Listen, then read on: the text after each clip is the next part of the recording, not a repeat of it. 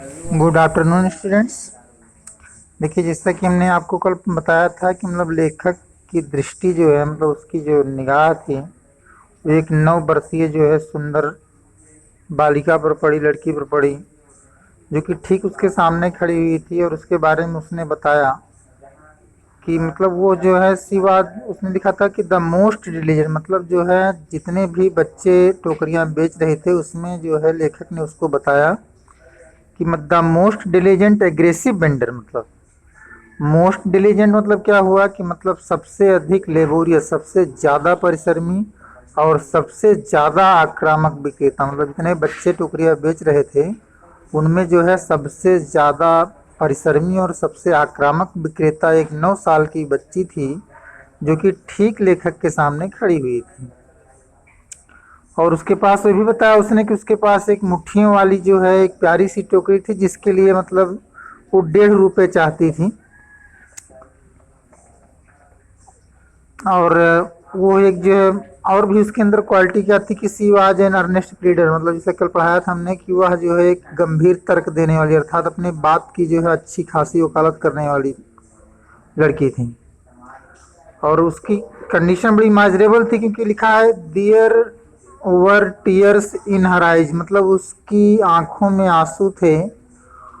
और जो उसका रिक्वेस्टिंग मैनर था, मतलब जो प्रार्थना करने का, जो आग्रह करने का, अनुरोध करने का जो तरीका था, उस पर लेखक ने लिखा कि जो है सी प्लीडेड एंड बेग्ड, मतलब उसने इस तरह से जो है अनुरोध या आग्रह किया, इन टोन्स मतलब ऐसे शब्दों में, ऐसे सुर में जो है आग्रह या निवेदन किया कि that would ring any hurt, जो किसी के भी हृदय को, ठीक है ना, जो कि किसी के भी हृदय को जो है परिवर्तित कर देता या कर सकता था। मतलब उसका जो बेगिंग टोन था, मैंने अनुरोध करने का जो स्वर था, ठीक है, जो तरीका था, वो मतलब किसी के भी हृदय को द्रवित कर सकता था या फिर जो है उसको परिवर्तित कर सकता था।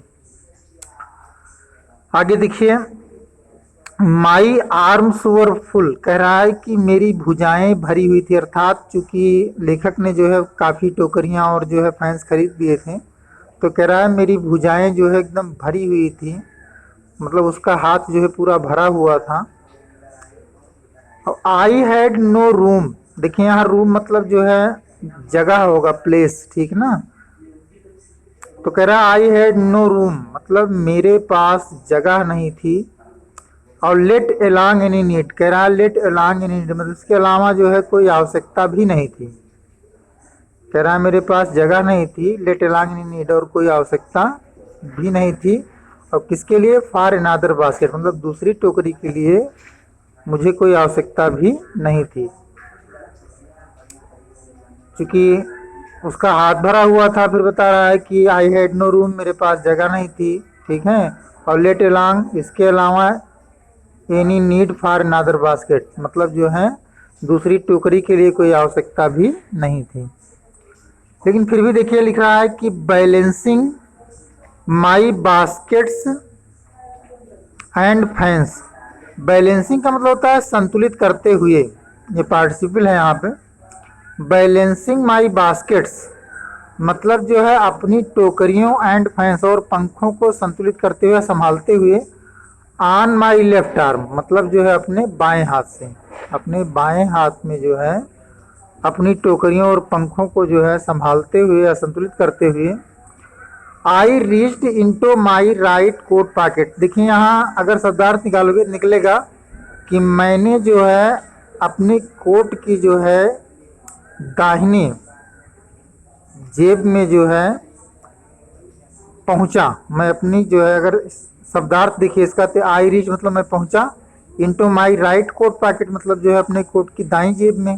तो इसका अर्थ ये हुआ कि मतलब मैंने जो है अपने हाथ को जो है, दाहिने हाथ को जो है अपने कोट के जो है जेब में डाला।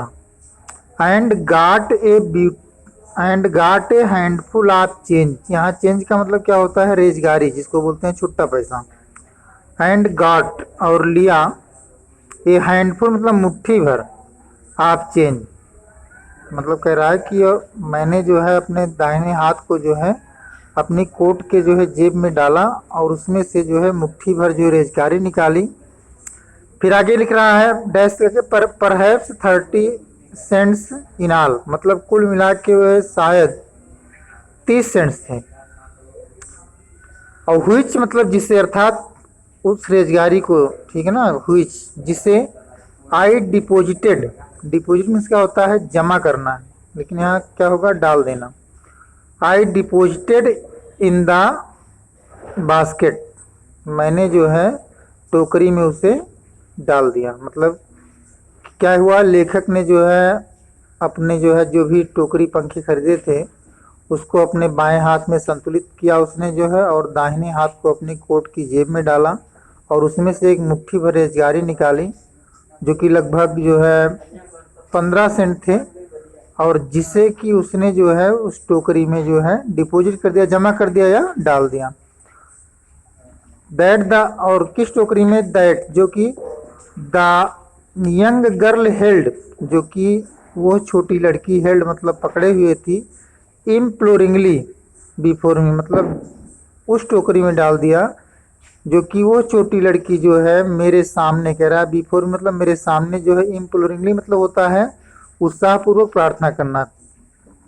तो कह रहा है कि हुईच आई डिपोजिटेड, जिसे मैंने डाल दिया इन द बास्केट, उस टोकरी में, दैट द यंग गर्ल जो कि वो छोटी लड़की हेल्ड इम्प्लोरिंगली बिफोर मी, मतलब जो कि वो छोटी लड़की मेरे समक्ष जो है, मेरे सामने जो है उत्साहपूर्वक प्रार्थना कर रही थी। अर्थात जो है लेखक ने जो है उस छोटी लड़की की टोकरी में उस पैसे को डाल दिया जो कि उसके सामने जो है खड़े होकर जो है उत्साहपूर्वक जो है प्रार्थना कर रही थी। फिर कह रहा है आई ट्राइड टू एक्सप्लेन, मतलब आई ट्राइड मतलब मैंने प्रयास किया, टू एक्सप्लेन मतलब क्या, समझाने का। आई ट्राइड टू एक्सप्लेन, मैंने समझाने का प्रयास किया। That I could not by the basket, मैंने समझाने का प्रयास किया कि मैं टोकरी खरीद नहीं सकता। बट एक्सटेंडेड, बल्कि लेकिन दे दिया, द ग्रेच्युटी, ग्रेच्युटी मतलब होता है धन दान, ठीक है ना। एज ए सब्स्टिट्यूट का मतलब होता है के स्थान पर, बल्कि उसके स्थान पर मैंने जो है ये धन दान दे दिया। देखिए जब उसने जो है उसकी टोकरी में पैसा डाल दिया और उसको ये समझाने का प्रयास किया कि मैं जो है खरीद नहीं सकता, लेकिन जो है इसके स्थान पर मैं तुम्हें जो है एज ए ग्रेच्युटी मतलब धनदान के रूप में जो है तुम्हें दे दे रहा हूँ। तो देखिए आगे क्या हुआ, लिखा है आई रियलाइज्ड, मुझे एहसास हुआ, एट वंस, तुरंत मुझे एहसास हुआ, मुझे महसूस हुआ या मैंने आभास किया। एट वंस मतलब होता है तुरंत। What offence I had given, मैंने क्या अपराध कर दिया। हुआ क्या कि दिस चाइल्ड ऑफ 9, मतलब ये 9 वर्ष की बच्ची, ड्रेस्ड मतलब पहने हुई थी, इन रैग्स, रैग्स मतलब होता है फटे पुराने, फटे पुराने कपड़े पहने हुई थी। And on the edge of starvation, edge मतलब होता है कगार या किनारा, और स्टारवेशन मतलब होता है भुखमरी, ठीक है ना। देखिए कह रहा है कि दिस चाइल्ड ऑफ 9 मतलब ये 9 साल की बच्ची, ड्रेस्ड इन रैग्स मतलब फटे पुराने कपड़े पहनी हुई थी, and on the edge of starvation और भुखमरी की कगार पर थी, और भुखमरी की कगार पर थी। रेज्ड हिज चिन, उसने अपनी ठोड़ी को उठाया, और रीच्ड इनटू द बास्केट, और क्या किया उसने, मतलब टोकरी तक पहुंची, अर्थात उसने अपने हाथ को टोकरी में जो है डाला। And with all the pride and graciousness of lady, और फिर कह रहा है कि जो है एक महिला की तरह, जैसे एक महिला होती है बड़ी महिला, एक महिला की जो है शालीनता और स्वाभिमान, प्राइड मतलब होता है स्वाभिमान, ग्रेसियसनेस मतलब होता है शालीनता, एक महिला की स्वाभिमान और शालीनता, जैसे एक वयस्क महिला होती है मतलब उसकी तरह जो है स्वाभिमान और जो है शालीनता के साथ, handed the money back to me, क्या कर दिया, हैंडेड मतलब वापस कर दिया, द मनी मतलब उस पैसे को, बैक टू मी मतलब मुझे वापस कर दिया। मतलब उस लड़की ने जो है एक पूरे स्वाभिमान, और जैसे एक महिला होती है बड़ी महिला, जैसे उसमें स्वाभिमान और शालीनता होती है, ठीक उसी तरह से उसी स्वाभिमान और शालीनता के साथ जो है उसने मुझे जो है वो पैसा जो है वो धन जो है वापस कर दिया। क्योंकि लेखक उसके ऊपर लेखक ने जो है मर्सी शो किया, मतलब दया दिखाया, लेकिन जो है चूंकि वो बालिका जो बच्ची थी वो बहुत स्वाभिमानी थी। अब लेखक जो है कह रहा है कि there was only one thing I could do, कह रहा है कि एक ही चीज थी, there was only one thing, एक ही चीज थी, आई कुड डू, जो मैं कर सकता था। आई बाट द बास्केट, मैंने टोकरी को खरीदा।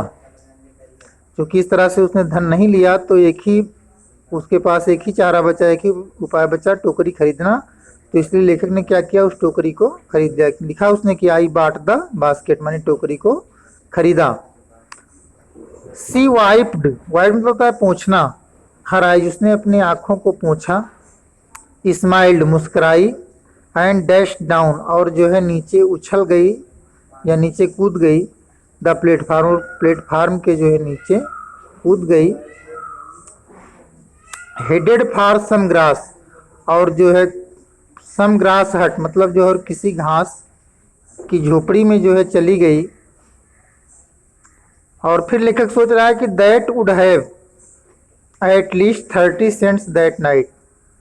और लेखक कह रहा है कि कुछ एटलीस्ट नहीं होता है कम से कम, ठीक है ना, कम से कम उस रात के लिए, दैट नाइट में क्या होगा, उस रात के लिए, कम से कम उस रात के लिए उसके पास 30 सेंट्स थे। होमवर्क आपको दिया जाएगा।